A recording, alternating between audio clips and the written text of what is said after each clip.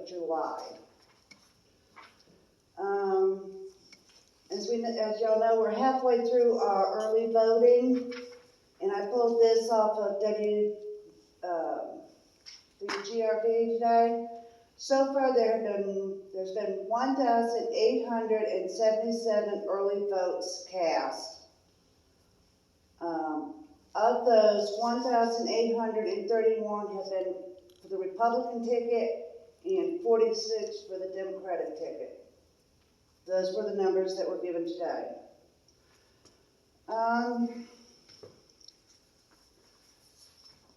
This Saturday,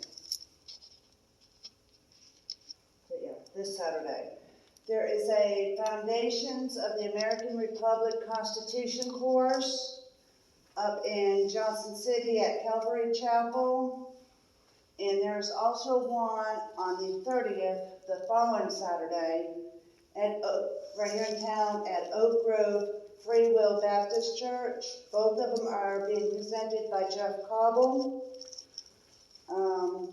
who's a Christian lawyer and facilitates a 40-hour course on the Constitution that many of our state legislators have heard him speak, and several have taken the 40-hour course. There are flyers for this out on the entryway. And then next week will be our wrap-up meeting. We'll have candidates from District 5 and District 7 here. So, and tonight we have, if y'all just want to come up and then introduce yourselves and then we can do questions, I think, because you're all from District 4, I believe. Eddie, Tim, Amanda, and I think you guys are the only three that are here because Hoot had to cancel and Adam had to cancel for a ball game. So if y'all just want to come up. Yes, sir. I'm going to say Saturday evening at 6:30, the Republican Party headquarters is having a meet and greet as well. This Saturday? This Saturday at 6:30.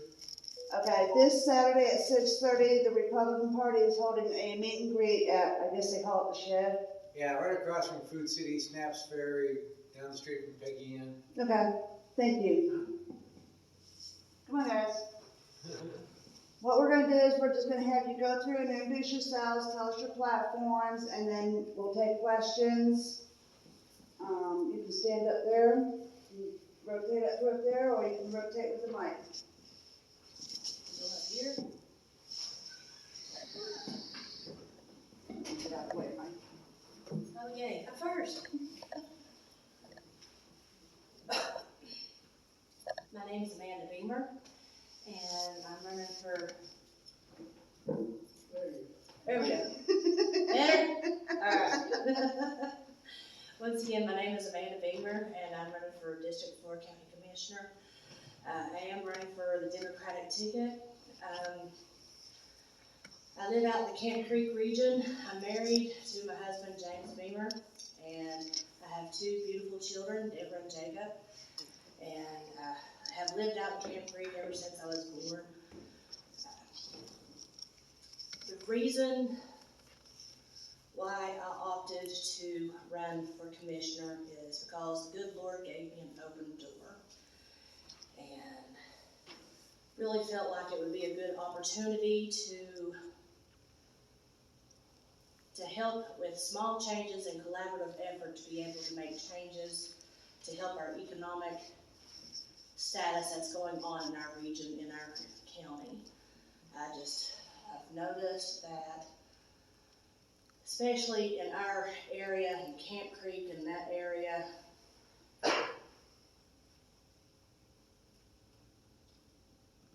a lot of families are hurting financially. They really are. You wouldn't believe how many I know, especially just on our street alone. My husband and I, we will gather food together. I mean, we actually go to the grocery store 2 and 3 times a week just to go shop, and then we'll gather boxes together and we take them to our neighbors just to be able to help them out because they don't have enough food and can't always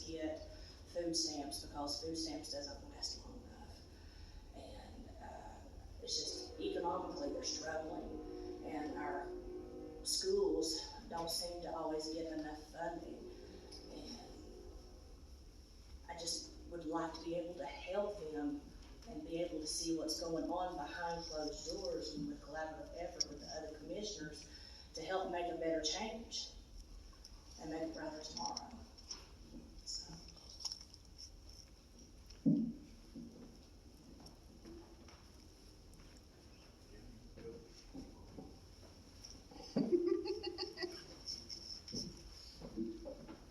All right, thank y'all for giving us this opportunity. My name's Tim Smithson. I'm, as Amanda said, running for 4th District Commissioner. The precincts are Camp Creek and the courthouse. Like I say, first off, I am a born-again Christian. I'm proud to say that. I'm a lifelong Green County. It's a 6th generation Green County. Went to high school at South Green and then went on to University of Tennessee. Came back from college and married my high school sweetheart, Angie. Angie's spent 30 years in the Green County school system as a teacher, so I know the trials and tribulations and challenges that our teachers face every day. I lived it for 30 years, and I feel for them, and I respect what they do. They've got a tough job.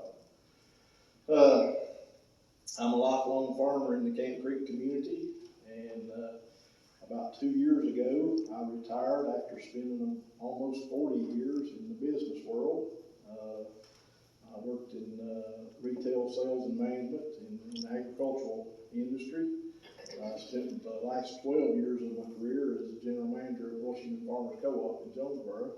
Even though I lived in Greene County my whole life, my career took me to Washington County my whole life. So last 12 years I was general manager at Washington Farmers Co-op. We did about $20 million in sales every year. I had approximately 45 employees under me all the time. So, doing that, I got a lot of experience in making tough decisions. And sometimes, government really is just a big business when you look at it. Sometimes you got to make those decisions that's what's best for your business. And it's not always the most popular decision.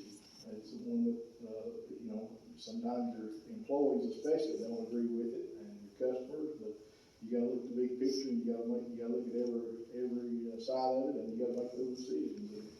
And I think that'll be an asset for me, should I be elected to the commission, just having that experience. Angie and I've got 2 daughters, both of whom live in Greene County with their families. I've tried to be very active in my community. I've been a member of the Camp Creek Rotary Club for a little over 41 years now. I'm on the board of directors for Rural Health Services Consortium. And I'm a deacon at my church, Harrison Memorial Free Will Baptist Church. I've been a deacon there for probably 30 years. So, a little bit about my background. I guess if I've got a platform, it would be that less government is best government. I'm sure not in favor of government mingling in our affairs. And I realize I'm not naive enough or stupid enough to realize that we don't have to have some government. I think everybody's that way. I'd hate to see what things would be like without the sheriff's department and the highway department, and EMS. We got to have those necessary services, and that, to me, that's the job of the commission, is to fund those necessary services and make sure that they're running as efficiently and as effectively as they can be. But I give 2 examples. Folks asked me here once, I've had a couple people ask me, I give 2 examples of what we got to have. My grandmother was born in 1883, so to give you a time frame, late 1800s. She said when she was growing up, her dad had to devote, as a Greene County landowner, he had to devote so many days a year to working on the roads. That's the way it was done back then. And of course, she was older when she was telling me this, but she said she thought he had to work for 10 days. That was his share of working on the roads. Well, I don't know about y'all, but I'm kind of glad that's not the way it is now. I wouldn't care to keep my share of the road up, but I'm afraid a lot of folks in the society we live in today wouldn't do their part. So I got a feeling we'll be running along pretty good, and then all of a sudden the bottom drop out of it. So, to me, that's an example where government's needed. And then, if some of y'all are kind of like me, get some age on you. Y'all remember 50 years ago when you called, say you were having a heart attack, and you called for an ambulance. You remember who came? Undertaker. Funeral home. The funeral home. That's who ran the ambulances in Green County 50, 60 years ago. Well, again, I don't have anything against any morticians or funeral directors, but I don't know about y'all, but I'm kind of glad there's somebody a little more qualified when to come pick me up if I'm having a heart attack. So, again, government's necessary. We gotta have it, but we sure don't need the overreach that we're seeing in today's world, honestly. Other than that, I like helping people. People ask me why I'm running for this position. I had several neighbors and friends come to me back within the last few months and said, hey, you're retired now, semi-retired. I mean, I still farm full-time, but they said, you got a little more time on your hands. Why don't you consider running for the county commission? We think you got the experience, business experience that'd be good. So I told them I'd think about it, and I did think about it, and I talked to my family about it. More than anything, I really prayed about it for about a 2-week period, and I felt like that it was something that Lord wanted me to try, and so I said, okay, I'll give it a try and see what happens. Other than that, I'll just say I certainly don't have all the answers. I promise you, I'll look at every side of every issue, but I can't stand here and tell you I've got an answer to anything. Again, I think you gotta have an open mind and be able to look at things and use common sense approach, and that's what I hope to do. Again, thank y'all for being here. Thank you.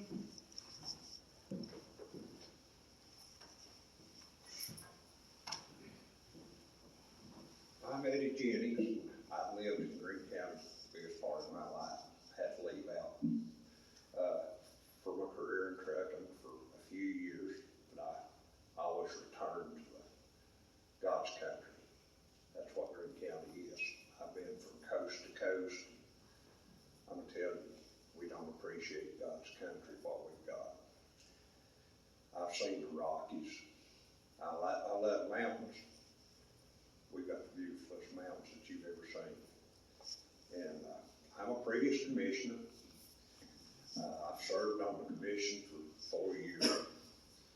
And I know of Tim, not personally, I know him, but and her, all I can say, if you get it, just hold on. Because people think about the money you make.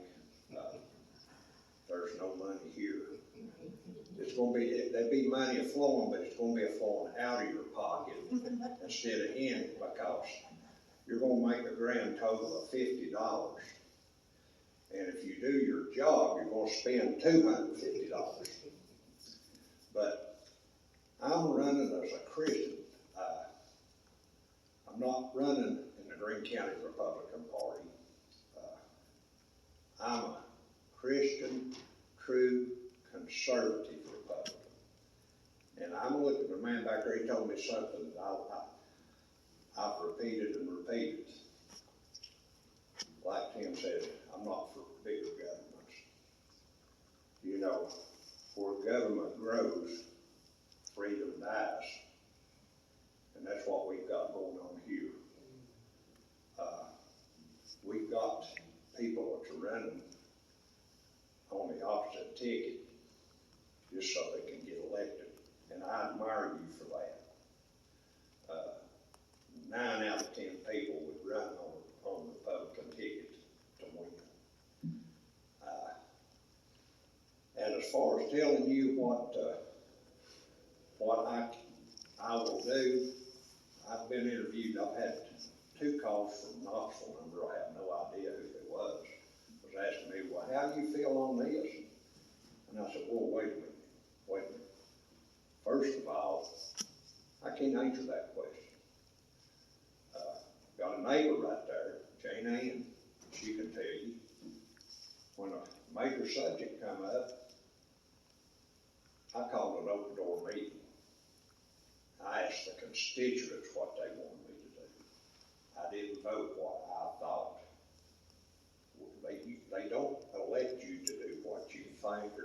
opinion. I can go down here on Depot Street and get an opinion. But I'm gonna represent the people that votes me in if they vote me in. And I'll never make a decision on my own unless I ain't talked to somebody.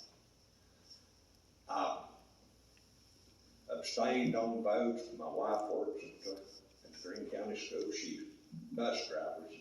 And she's going, by the way, she said, why do you want back in this? And I said, well, I've sat and watched our government get completely out of hand while I was over the road. And I couldn't do nothing about it. It's hard to do anything when you're in California or Texas. Well, when I retired, I could do something. I thought, well, you know, here's your change. And I did it. And I'm running on my records, what I'm running on. And I'm sorry I've not been out that much. I just completed my radiation treatments for cancer Tuesday. And I can tell you right now, don't listen to people like told me, said, oh, it's a breeze. It's not a breeze. It's not a breeze. My wife can tell you I've laid in the recliner for all day for 5-6 weeks back. And it's not a breeze. But I got some, I went today and talked to them, and I told them I had that operation in the radiation too for quality of life. I tell you, laying in the recliner is not quality of life for me. But you know, I've got 2 songs that I love. I've got so much to thank him for. Amen. And I'm a winner either way. Amen. And I told him today, because I'm on appeal, that just absolutely zapped me. And I said, I'm quitting it. I said, there's no way I'm losing this game here. I'm a winner either way. People think about that.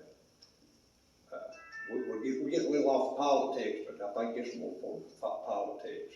You know, our government says we got to separate church from state. No. This country was built on God. That's what we built this country on. And our Constitution. And when we slide God to the side, we're gone. We're doomed. Yes. We're doomed. But like I said, I'm only running on my record. I'd appreciate your votes. And to ask me what I'm going to do, you're going to have to ask the constituents, because I'm going to do what they want to do. I can't. I told them when they had called me on that interview, they said, well, what are you going to do about this? And I said, wait a minute. I can't tell you what I'm going to do until I'm approached with this problem, and I bring it up to the constituents, the taxpayers here. I can't tell you what. I'm not the one. They're the ones.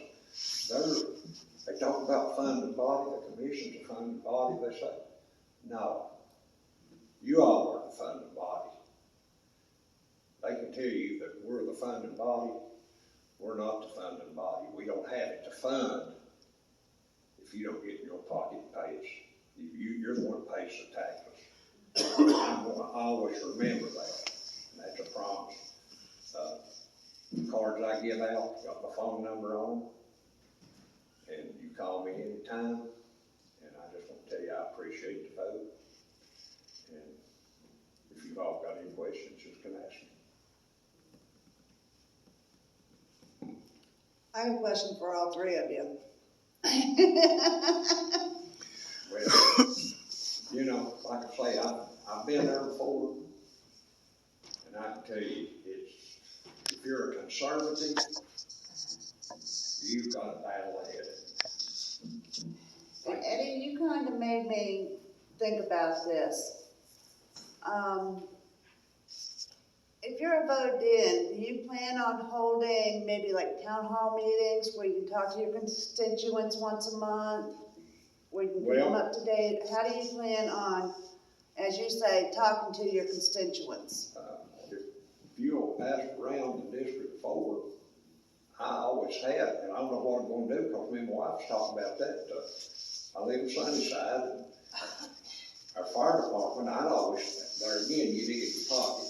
I always rented the fire hall, and and had open door meeting, and I had it announced on the radio. Frank can tell you about it, he's been to them. Especially if it was something major that they was wanting or trying to get or something. It might not be the 5 show up. Sometimes I'd have a crowd, and I'd ask them, tell them what they're wanting.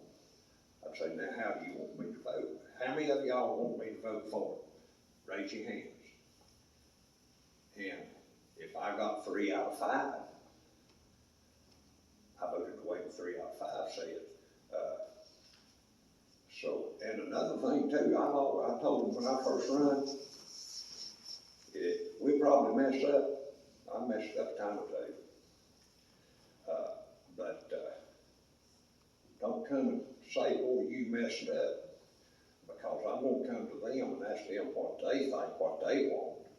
So it's all right for them to come to me and say, well, you know, Eddie, we messed up. Well, I'll agree, we messed up.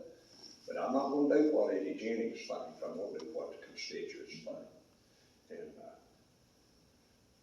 it's up to them if they want the right thing done, what they want done, then they need to attend these open door meetings to let me know how they feel and what they want. But I've always, and by the way, that's my wife. Honey, this again, you're late. That's my beautiful wife back there. That's my brother here on the end, and that's my sister. Well, no, that's my sister. But you know, I'm just going to do what people want me to do. I mean, I'm just going to flat out tell you, I'm going with the majority of what the taxpayers want. My job is to take care of see that their money's taken care of, and I'm definitely smaller government, less taxes.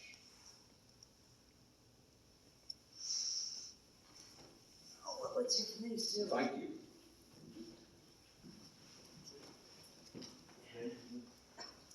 You want to just stand up and hold the mic down here? Oh, you answered my question. I'm letting these two answer. Well, actually, what you had suggested was a very good idea. Go ahead, turn the mic on. Like I said, what you had suggested was a very good idea, going to the fire hall and stuff and holding that. Well, I really like that idea. well, I've done that. I mean, I've never held this position before, so I'm very open to suggestions. Well, I'll tell you, don't panic. It's a learning experience. Yes. And sometimes it's not a fun one. Right. But you'll learn. I'm all for learning. I'll tell you that right now. And I hope you got a back pocket. I don't at the moment. Well, you're gonna leave with one not fat. Well, again, I'm kind of like Eddie. I think it's a good idea to go to your constituents. That's what it's all about. You know, I guess I don't know about having a monthly meeting or even a quarterly meeting, but I think, as Eddie said, when you get an important issue, that's when you got to reach out in the community and find out what everybody's thinking. And you know, I've got probably at least 400 names in my phone, so I could probably do a poll pretty quick of a lot of folks in my community and get an idea of what people are thinking. And again, just being out in the community, you get people's opinions pretty quick when there's something important comes up.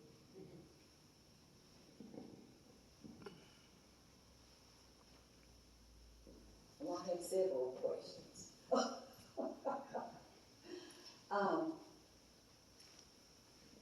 Sometimes you might not be able to go to your constituents.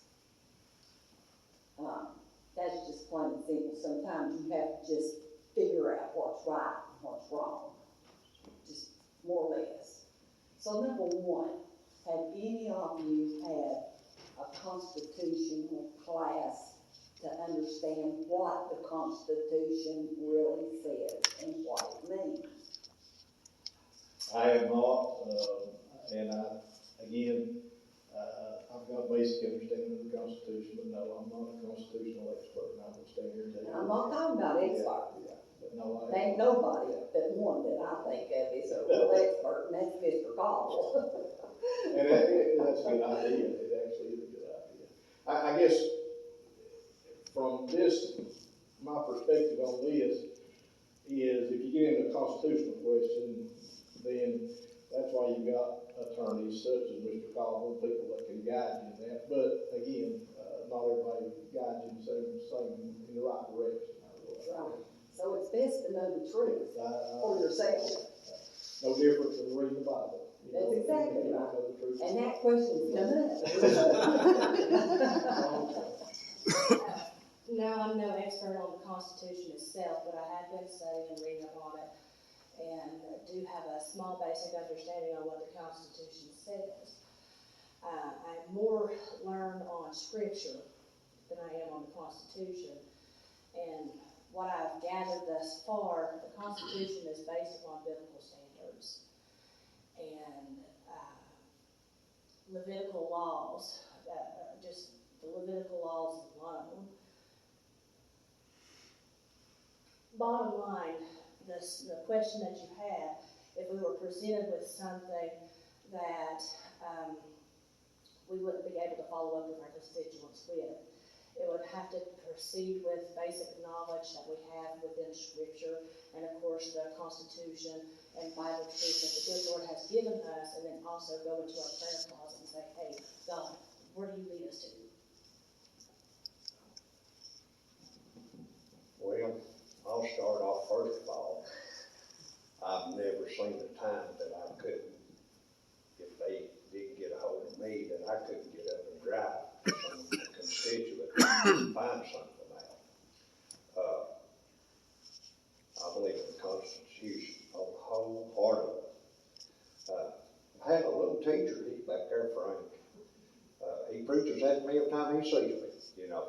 He'll bring up something in the Constitution. And Jeff does too. Good. And Wonderful. I'm like her, you know, it was, our whole country was based on God. And we turned her back on that. Really, I guess what we're seeing is, I think it's God slapping our hand and telling us we need to get back to line. I think that's exactly the reason we're in the shape we're in. But no, you know, I've always managed to get a hold of constituents. I've never made, on anything that was serious, I've never made a vote without talking to somebody. I can truthfully tell you that. I've never voted. And if it wasn't right, like a conflict of interest, my wife will tell you, and Frank can too, he's watched me for 4 years while I was on there. If it was something that benefited me or my wife, I abstained. They was giving them a raise. And I come in and I told her, feared she wouldn't speak to me. I said, honey, I'm not gonna vote for this raise if it calls for a tax increase. Of course, it didn't hurt. She dropped her head. I don't know what she pouted or what, but she said, honey, I understand. But lo and behold, they found the money that they'd overpaid in their insurance or their retirement. And they got the raise, and it didn't cost them a tax increase. You know, they got that one-time raise. But honestly, I've never seen the time that you can ask them at the court, at the annex down here. I've had one down there tell me, said, you know, Eddie, if I ever went to town, my wife will tell you, if I tell her I'm going to town, she don't look for me for 3 or 4 or 5 hours. I always make my rounds. And even now, that I'm not even a commissioner, and see how everything's going in the county. And they said they'd never seen that before. How can you vote on anything if you have no idea what's going on? And you've got to be active. You've got to get out there. We've got commissioners that picks up their agenda, and they go to that commission meeting, and they vote.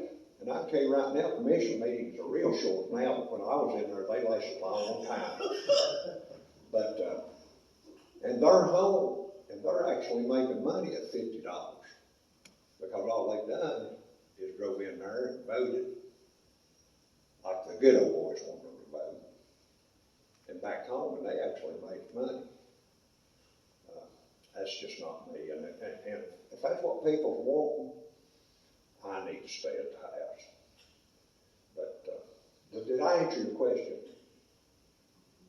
Well, I got more. All right, well, put it on. Well, you all say that you are Christians. I think that's what each one of you have said. But will you stand on biblical principles when events and ideas come up when you don't have to? Will you still stand on biblical principles? If it's not right, go against it. And if it is something that's right, then you can stand on it. Do you understand what I'm asking without me understanding if I'm asking right? Now, see, I'm confusing myself. Well, Biblical principles is very important to me. I mean, we can say we're Christians all we want, but then when we get up and we just let anything happen, that's not right. When we're Christians, we need to go against stuff that's not right. And that's my question. well, I have stood by that belief. And you're looking at probably one of the most stubbornest people that you've ever seen. I'm not gonna budge as long as I'm in the right, and I'm gonna tell you right now, if it's to do with God, it ain't wrong. You can't be but one way, and that's right. This same-sex marriage, two men married by, Tennessee law, Constitution says it's between a man and a woman. I know I've read it in the Bible and I've had it preached for years.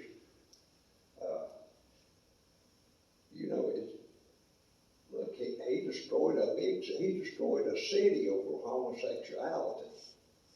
And you're going to tell me, anybody can stand and tell me that it's right? He wouldn't have destroyed it if it was right, if it would have been right. And I had one when I ran the first time, a guy called me, wanted to know how I stood on this and this, that, and I knew right quick he wasn't my type. And I just told him, I said, now wait a minute, I don't believe in homosexuality. And he hauled around there and he said, well, God loves me, and I've had that brought up to him 2 or 3 times. He does. God loves gay people. He loves them. But I'll tell you right now, he hates your ways. And he kept on. I said, well, I've got a question for you. He said, all right. I said, Adam and Eve and Noah and them, I said, I told them to get out and multiply. I said, now I don't know, how could Adam and Steve multiply? That's something that blows my mind, how they come up with it. If it was Adam and Steve, we wouldn't be here right now. And when I asked him that question, I heard the phone hang up because they can't answer that question. We wouldn't be here if it had been Adam and Steve. Did that answer the question? Let's start. Okay, you want me to just go ahead and answer all your questions and then them, or do you want me to answer them out? I really want to know all of it. I think it would be a howl. No, I'm a firm believer on biblical principles. To start off with, what is the fruit of the Spirit? Joy, love, peace, kindness, understanding. There's so many patience of Job. Oh my. But no, kind of like what he was saying. I don't believe in homosexuality, but I'm also a firm believer in equality. So that's where we have to make sure that we follow the laws where we have to. Okay? So, But Revelation also says, let the just be just and the filthy be filthy, and perform as how God wants us to, giving the love of Jesus Christ where the love of Jesus Christ needs to be. So, firm believer in biblical principles, and we have to give the love of Jesus Christ because there's room at the cross for all. Plain and simple. Okay, well, as I said earlier, I wouldn't be up here if I didn't think the Lord wanted me to be. Because I did some very serious praying about this proposition. And I think that, again, I think it's His will that I'm here. And my wife can tell you, in her years of teaching, we've had this same type of discussion many times. She would come home and say, well, you know, I'm praying with this kid, or I'm doing something that if the principal or superintendent knew about it, I'd probably be in trouble. And I think she'll tell you that we decided to go ahead and we'll cross that bridge when we get to it. Because as you say, God's, the Bible tells us you gotta obey the government until it crosses the line and it gets in His against Him. And I think that's the dividing line. Again, I'm like, I don't know if that answers your question. Well, yeah, it does, but, I guess, one of the things,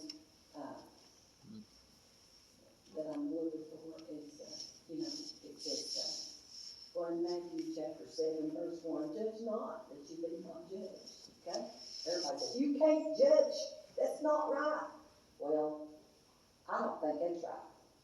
The very next verse says, for with what judgment you judge, you shall be judged, and with what measure you meet, it shall be measured to you again.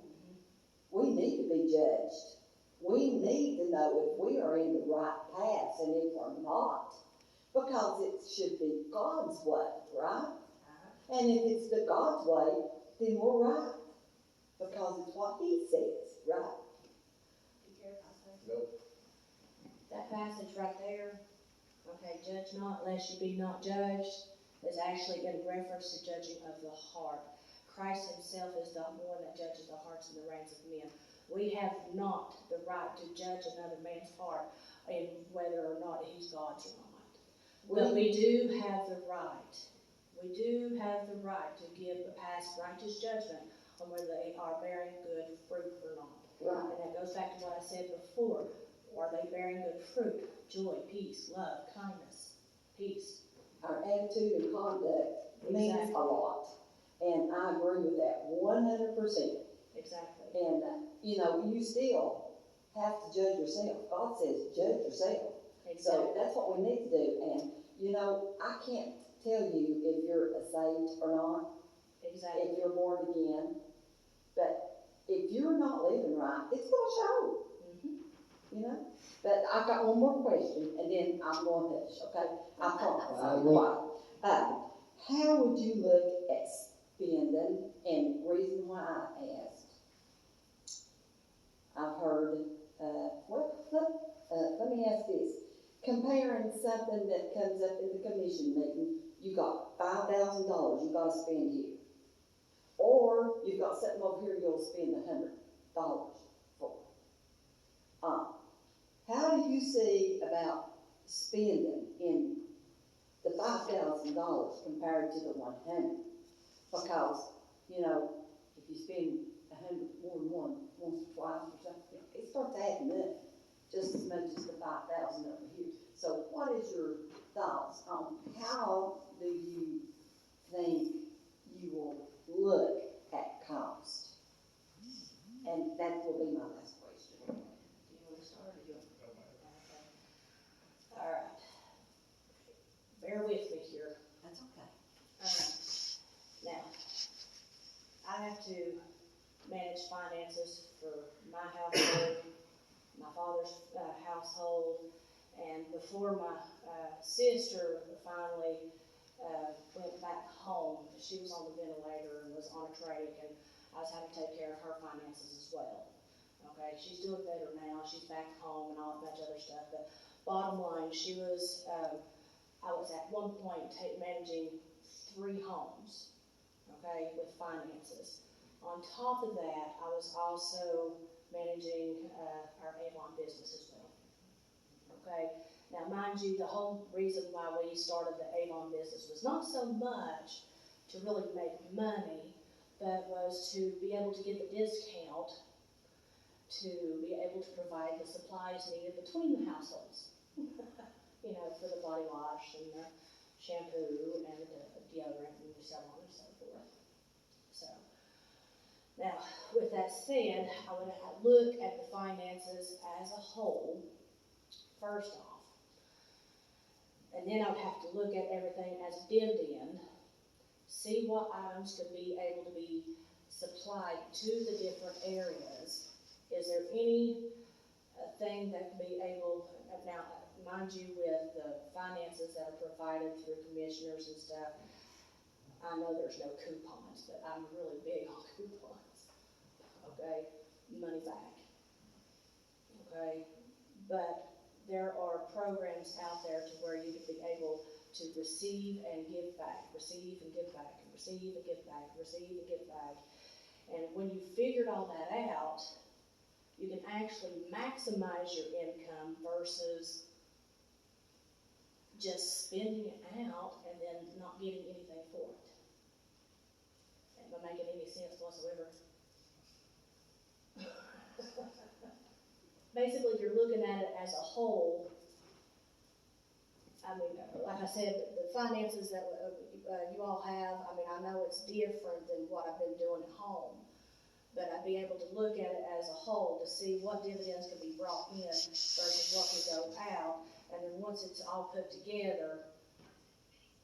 Well, I'll answer that part in a hurry. Yeah, just help me out here because I've not seen it yet. You're not gonna see nothing come in as dividends.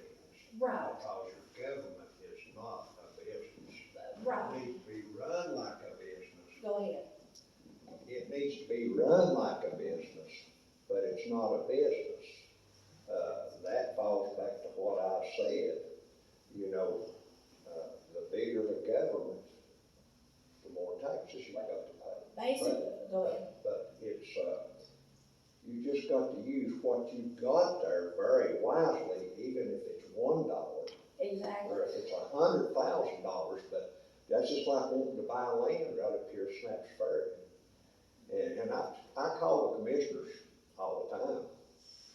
And people, Green County's not in the real estate business. Why do we want to buy land? Yeah. Basically, what I was getting at was I've had a lot of practice at being able to be shop thrifty and maximize what I can bring in and get most for my buck. Well, Does that make sense? yeah, but I'll tell you right now, like I I said, you've got a I know. hard learning, I know. but if you get It's it, a you big got a hard learning work. process. But now, back to one Go ahead. thing that you said, Go ahead. says not to judge nobody, and you was talking about homosexuals and stuff like that. It's our place as Christians. You don't throw them out to the side. It's your place to tell them, hey, that you're wrong, show them where they're wrong. It's not your place to make them do anything. But now, as far as judging, I don't have to judge. God judges. He is the man. He's already judged.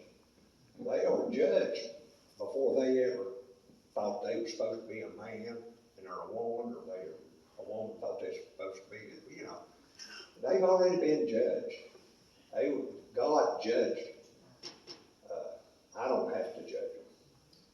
I don't shun nobody that's, well, for example, Brian Bragdon at Walmart down there. I drove for Walmart 10.5 years. I'm going to tell you something. I've never had a finer boss than Brian Bragdon. And he was the first openly gay that was elected on the ticket here. He knew how I stood on it. And I didn't hound him about it because my mom always said, you know, son, you can push somebody in church or you can push them, but if it's not in their hearts, it ain't no good.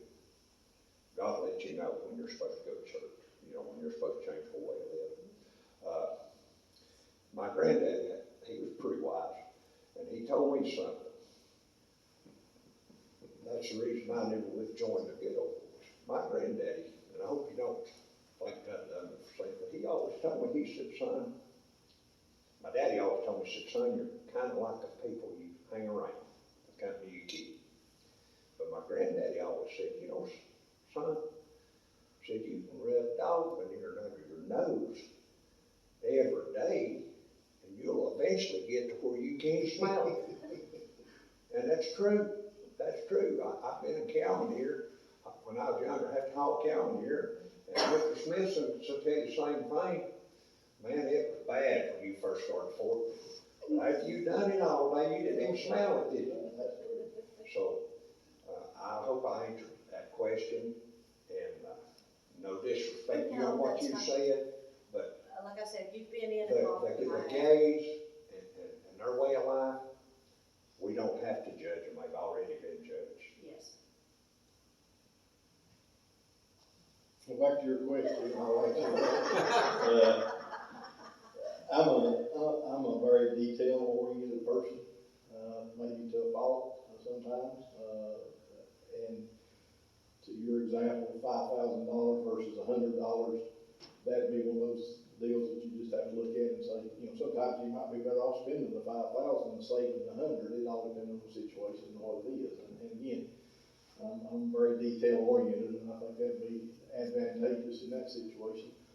Let me say one other thing. I managed 45 employees who were like family to me. And I don't say that lightly. They really meant a lot to me. And if you know that they got a paycheck coming next Tuesday, and it's up to you to make sure that money's there to pay them, you watch details. You watch them very close. And I learned that, you know, and again, I think, you know, the Lord blessed me with that ability to do that. But again, you learn when you're trying to take care of folks like that, that mean a lot to you. You learn to look at this. And you was talking about dollars. Let me give you an example. Robert Queller had 350 cats, I believe it was, over there.